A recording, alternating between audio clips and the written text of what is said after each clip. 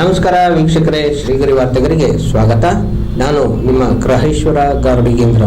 ದಿನಾಂಕ ಏಪ್ರಿಲ್ 24, 2026ರಂದು ಜಿಲ್ಲಾಡಳಿತ, ಮೈಸೂರು ಮಹಾನಗರ ಪಾಲಿಕೆ, ವಾರ್ತಾ ಮತ್ತು ಸಾರ್ವಜನಿಕ ಸಂಪರ್ಕ ಇಲಾಖೆ ಹಾಗೂ ಕನ್ನಡ ಮತ್ತು ಸಂಸ್ಕೃತಿ ಇಲಾಖೆ ಮೈಸೂರು ಇವರ ಸಹಯೋಗದಲ್ಲಿ ಡಾಕ್ಟರ್ ರಾಜ್ಕುಮಾರ್ ಅವರ ಜನ್ಮದಿನಾಚರಣೆಯ ಅಂಗವಾಗಿ ಡಾಕ್ಟರ್ ರಾಜ್ಕುಮಾರ್ ಉದ್ಯಾನವನದಲ್ಲಿರುವ ಅವರ ಪುತ್ಥಳಿಗೆ ಮಾಲಾರ್ಪಣೆ ಮಾಡಲಾಯಿತು. ಈ ಸಂದರ್ಭದಲ್ಲಿ ಶಾಸಕರಾದ ಕೆ. ಹರೀಶ್ ಗೌಡ, ಶಾಸಕರಾದ ಟಿ.ಎಸ್. ಶ್ರೀವತ್ಸ, ಶ್ರೀನಿವಾಸ್, ರಾಮೇಗೌಡರು, ಕೌಟಿಲ್ಯ ರಘು, ಸಹಾಯಕ ನಿರ್ದೇಶಕರಾದ ನಿರ್ಮಲಾ, ಎಸ್.ಎಚ್. ವಾರ್ತಾ ಸಹಾಯಕರಾದ ರಮೇಶ್, ಕೆ.ಎಸ್. ಲಿಪಿಕಾರರು ಮತ್ತು ಗ್ರಂಥಾಲಯ ಪಾಲಕಿಯಾದ ಗಾಯತ್ರಿ, ರಾಮು, ಎಂ.ಕೆ. ಪ್ರಕಾಶ್, ಎಂ. ಮಂಜುನಾಥ್, ಜನಾರ್ದನ್, ಸೋಮಣ್ಣ, ರವಿ, ಮಹೇಶ್, ಪೋತಾರಾಜ್ ಹಾಗೂ ಡಾಕ್ಟರ್ ರಾಜ್ಕುಮಾರ್ ಅಭಿಮಾನಿಗಳು, ಮುಖಂಡರುಗಳು ಭಾಗವಹಿಸಿದ್ದರು. ಹಾಗೂ ರಾಜರತ್ನ ಗಾನಯಾನ ತಂಡದ ವತಿಯಿಂದ ಡಾಕ್ಟರ್ ರಾಜ್ಕುಮಾರ್ ಚಿತ್ರದ ಗೀತೆಗಳನ್ನು ಹಾಡಲಾಯಿತು. ಇವತ್ತು ಕನ್ನಡದ ವರನಟ, ನಟ ಸಾರ್ವಭೌಮ ಡಾಕ್ಟರ್ ರಾಜ್ಕುಮಾರ್ ಅವರ ಹುಟ್ಟುಹಬ್ಬದ ಪ್ರಯುಕ್ತ ಇವತ್ತು ಸಂಭ್ರಮಾಚರಣೆಯನ್ನು ಆಚರಿಸ್ಕೊತಾ ಇದ್ದೀವಿ. ಇವತ್ತು ಈ ಭಾಗದಲ್ಲಿ ಮಾಲಾರ್ಪಣೆ ಮಾಡೋ ಮುಖಾಂತರ ನಾವು ರಾಜ್ಕುಮಾರ್ ಅವರ ಸ್ಮರಣೆಯನ್ನು ಮಾಡಬೇಕು ಅನ್ನುವಂಥ ಕಾರಣಕ್ಕೆ ಇವತ್ತು ಇಲ್ಲಿ ಬಂದು ಸೇರಿದ್ದೀವಿ. ರಾಜ್ಕುಮಾರ್ ಅವರು, ನಾವು ಹೇಳ್ತೀವಿ, ನಾಯಕ ನಟನ ಜೊತೆಗೆ ಒಂದು ರೀತಿ ಇಡೀ ದೇಶದ ಜನರಿನ ಒಂದು ರೀತಿ ಮಾದರಿಯಾದಂಥ ನಟ ಅಂತ ಹೇಳಿದ್ರೆ ತಪ್ಪಾಗಲಾರ್ದು.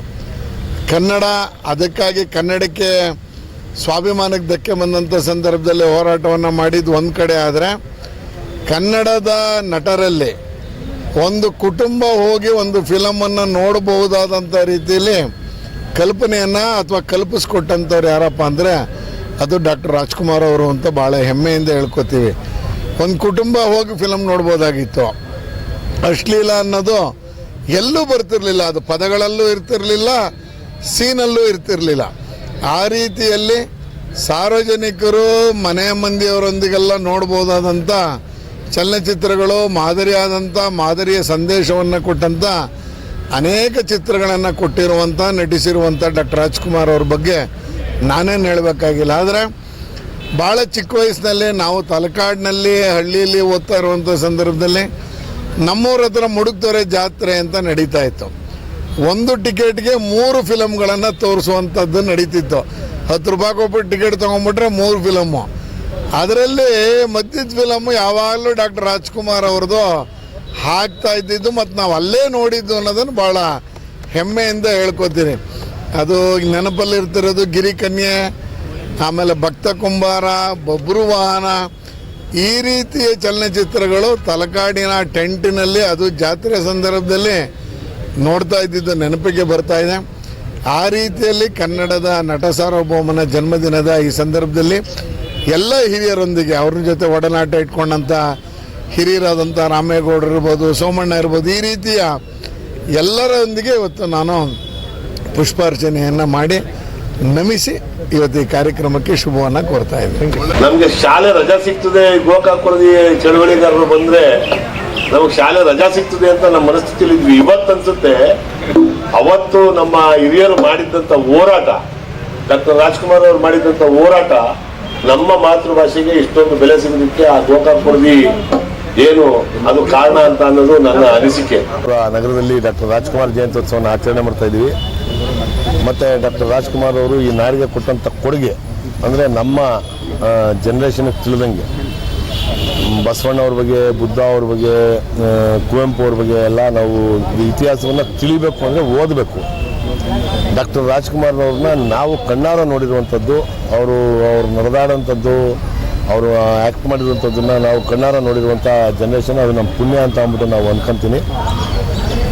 ಇವತ್ತು ಕರ್ನಾಟಕ ರಾಜ್ಯ ಕರ್ನಾಟಕಕ್ಕೆ ಪ್ರಾಶಸ್ತ್ಯವಾಗಿ, ಆ ಭಾಷೆಗೆ ಪ್ರಾಶಸ್ತ್ಯ ಕೊಟ್ಟಿದೆ ಅಂತಂದರೆ ಅದಕ್ಕೆ ಸಂಪೂರ್ಣವಾಗಿ ಆ ಕ್ರೆಡಿಟ್ ಡಾಕ್ಟರ್ ರಾಜ್ಕುಮಾರ್ ಅವ್ರಿಗೆ ಹೋಗುತ್ತೆ. ಯಾಕೆಂದರೆ ಗೋಕಾಕ್ ಕೊಡದಿ ಚಳವಳಿಯನ್ನು ಮಾಡಬೇಕಾದ್ರೆ 100 ದಿವಸ ಚಳವಳಿಗಳು ನಡೀತು. ಡಾಕ್ಟರ್ ರಾಜ್ಕುಮಾರ್ ಅವರು ಆ ಚಳವಳಿಗೆ ಎಂಟ್ರಿ ಆಗೋವರೆಗೂ ಆ ಚಳವಳಿಗೆ ಅಷ್ಟು ವಿಶೇಷವಾದಂಥ ಅರ್ಥ ಇರಲಿಲ್ಲ. ಡಾಕ್ಟರ್ ರಾಜ್ಕುಮಾರ್ ಅವರು ಯಾವಾಗ ಆ ಚಳವಳಿಗೆ ಎಂಟ್ರಿ ಆದರು, ಅವ್ರು ಎಂಟ್ರಿ ಆದ ನಂತರ ಇಡೀ ಚಿತ್ರತಂಡ, ಇಡೀ ಸಾಹಿತ್ಯ ಕ್ಷೇತ್ರದ ದಿಗ್ಗಜರೆಲ್ಲರೂ ಬಂದು ಅವತ್ತು ರಾಜ್ಕುಮಾರ್ ಅವರಿಗೆ ಬೆಂಬಲವನ್ನು ಕೊಟ್ಟು ಇವತ್ತು ನಮ್ಮ ಕರ್ನಾಟಕದಲ್ಲಿ ನಮ್ಮ ಕನ್ನಡ ಭಾಷೆಯನ್ನು ಮೊದಲನೇ ಭಾಷೆಯಾಗಿ ಮತ್ತು ಎಲ್ಲ ಸರ್ಕಾರಿ ಕಚೇರಿಗಳಲ್ಲಿಯೂ ಕನ್ನಡವನ್ನು ಕಡ್ಡಾಯವಾಗಿ ಉಪಯೋಗಿಸ್ಬೇಕು ಅಂತ ಅನ್ನೋದನ್ನು, ಮತ್ತು ಕನ್ನಡದ ಫಲಕಗಳು ಎಲ್ಲ ಕಡೆಯೂ ಇರಬೇಕು ಅಂತ ಅನ್ನೋದನ್ನು ಮಾಡಿಸ್ಕೊಟ್ಟವರು. ಮತ್ತು ಇವತ್ತಿಗೂ ಕನ್ನಡ ಹಾಡು ಇದರಲ್ಲಿ ಇರುವಂಥದ್ದಕ್ಕೆ ಕಾರಣ ಡಾಕ್ಟರ್ ರಾಜ್ಕುಮಾರ್ ಅವರು ಅಂತ ಹೇಳೋದಕ್ಕೆ ಇಷ್ಟಪಡ್ತೀನಿ.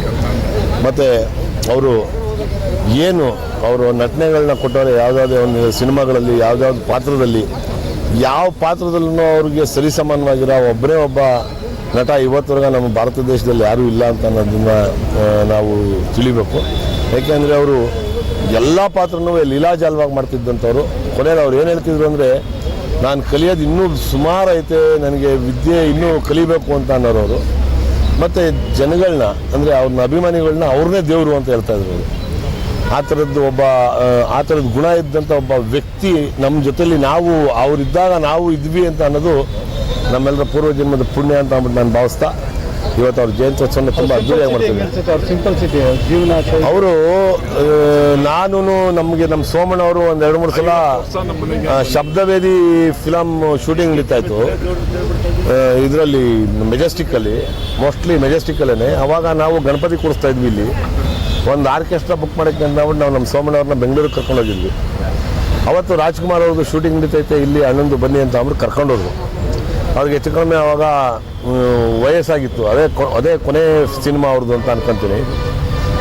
ಅವತ್ತು ನಮ್ಮನ್ನು ಮಾತಾಡಿಸಿದ್ದು, ನಮ್ಮನ್ನು ಪ್ರೀತಿಯಿಂದ ನೋಡಿದ್ದು, ಮತ್ತು ಜೊತೆಲಿ ಕೂರಿಸ್ಕೊಂಡಿದ್ದು ನೋಡಿದ್ರೆ ಇಂಥ ಒಬ್ಬ ಮೇರು ನಟ, ಇಂಥ ಒಬ್ಬ ಮಹಾನ್ ನಟ ಇಷ್ಟೊಂದು ಪ್ರೀತಿಯಿಂದ ನಮ್ಮನ್ನು ಮಾತಾಡಿಸಿರಲ್ಲ ಅಂತ ಅನ್ನೋದು ಆ ಮನುಷ್ಯತ್ವ, ಅವ್ರ ವ್ಯಕ್ತಿತ್ವ ಎಲ್ರಿಗೂ ಇರಬೇಕು ಅಂತ ಅನಿಸುತ್ತೆ. ಇವತ್ತಿನ ಚಿತ್ರನಟರುಗಳು ಒಂದು ಸಣ್ಣ ಪುಟ್ಟ ಒಂದು ಏನು ಸಕ್ಸಸ್ ಆಯ್ತಿದ್ದಂಗೆ ನಾನೇ ಸಾಧನೆ ಮಾಡಿಬಿಟ್ಟಿದ್ದೀನಿ ಅಂತ ಅಂತಾರೆ. ಅವರು ಅಷ್ಟೆಲ್ಲ ಮಾಡಿದ್ರು ನಾನೇನು ಮಾಡಿಲ್ಲ, ನಾನು ಇನ್ನೂ ಏನು ಕಲ್ತಿಲ್ಲ, ಕಲಿಯುವಂಥದ್ದು ಸುಮಾರು ಐತೆ, ನಾನು ಸಾಧನೆ ಮಾಡುವಂಥದ್ದು ಸುಮಾರು ಐತೆ ಅಂತ ಹೇಳ್ತಾ ಇದ್ದಂಥ ಒಬ್ಬ ಮಹಾನ್ ವ್ಯಕ್ತಿ.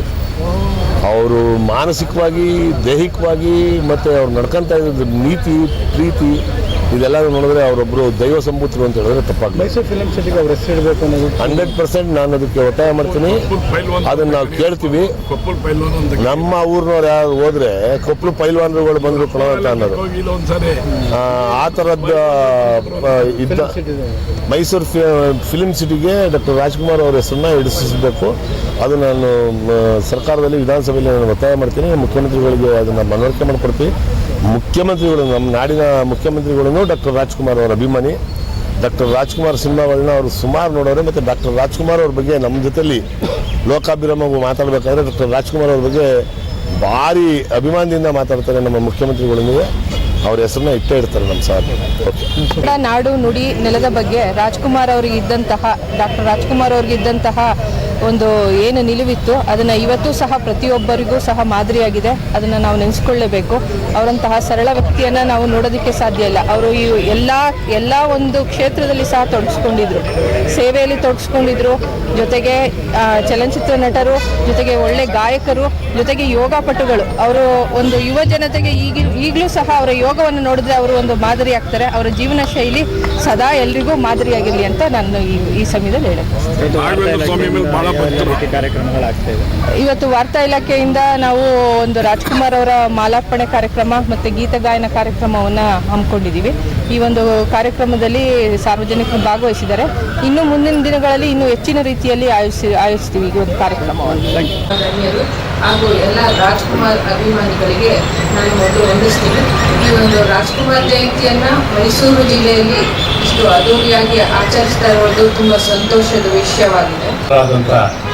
ಎಸ್ ಎ ಶ್ರೀನಿವಾಸ್ ಅವರೇ, ಮತ್ತು ನಮ್ಮ ಅತ್ತೆಯ ಮಗ ಸೋಮಣ್ಣನವರೇ, ಮತ್ತು ನನ್ನ ಆತ್ಮೀಯ ಮಿತ್ರರಾದಂಥ ವಿಷ್ಣುಕುಮಾರ್ ಅವರೇ, ಮತ್ತು ಇಲ್ಲಿಗೆ ಆಯೋಜನೆ ಇವತ್ತು ಮಾಡಿದಂಥ ಅತಿ ಮುಖ್ಯವಾದಂಥ ನನ್ನ ಮಾದೇಸ್ವಾಮಿ ಮತ್ತು ಅವರ ಸ್ನೇಹಿತರುಗಳಿದ್ದಾರೆ. ಎಲ್ಲರ ಒಂದು ಇದರಿಂದ ಇವತ್ತು ರಾಜ್ಕುಮಾರ್ ಇಲ್ಲ ಅಂತ ಯಾರಿಗೂ ಕಾಣ್ತಾ ಇಲ್ಲ. ಅವರಿದ್ದಾರೆ, ನಮ್ಮಲ್ಲಿದ್ದಾರೆ ಅನ್ನೋದಕ್ಕೆ ಅವರು ಕಣ್ಣು ಕೊಟ್ಟಿದ್ದಾರೆ ನೋಡಿ, ಅದೇ ಸಾಕ್ಷಿ. ಹೇಳ್ಬೇಕು ಅಂದ್ರೆ ಇಡೀ ಪ್ರಪಂಚದಲ್ಲಿ ಕಲೆಗೆ ಒಂದು ಪ್ರಶಸ್ತಿ ಬರ್ತದೆ.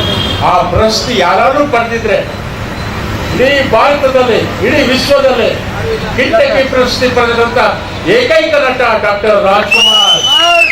ಅಮೆರಿಕದವರು ಕಡೆಗಳ ರಾಜ ಅಂತ ಹೇಳಿ ಆ ಬಿರುದನ್ನು ಕೊಟ್ಟಿದ್ದಾರೆ.